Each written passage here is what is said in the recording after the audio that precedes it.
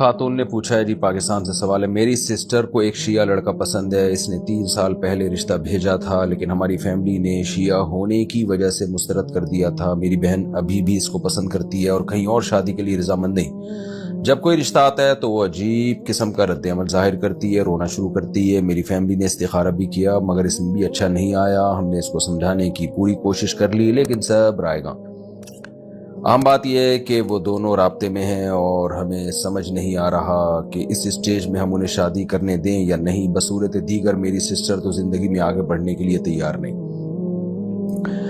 بچیوں پہ پہلے کنٹرول کیا کریں، گھر میں رکھا کریں ان کو، یونیورسٹی جا رہی ہے تو آنا جانا کا انتظام کریں۔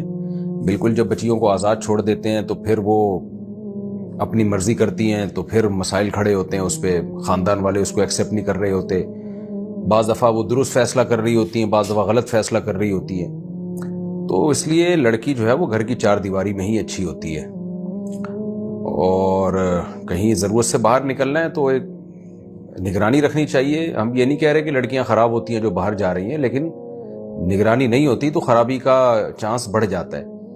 باقی یہ جو چاہ رہی ہیں یہاں نکاح کرنا جہاں یہ چاہ رہی ہیں، تو دیکھیں شیعہ حضرات کے بہت ساری قسمیں ہیں، بہت سارے عقائد ہیں، بہت سارے ان کے مسلک ہیں، ان کے نظریات ہیں۔ کوئی ایک ایسا نہیں ہے جس پہ ایک نظریہ ہو کہ جو سارے شیعوں کی طرف وہ آپ منسوب کر دیں۔ کچھ اس میں ایکسٹریم لیول پہ پہنچے ہوئے ہوتے ہیں، صحابہ کو برا بلا کہہ رہے ہوتے ہیں۔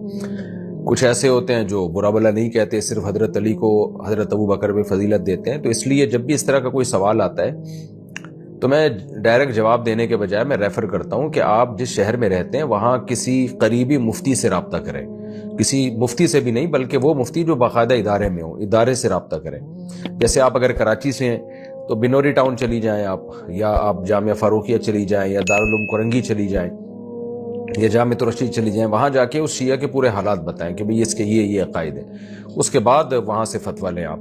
تو علی اطلاق اس بارے میں میرے لیے فتویٰ دینا بہت مشکل ہے۔ تو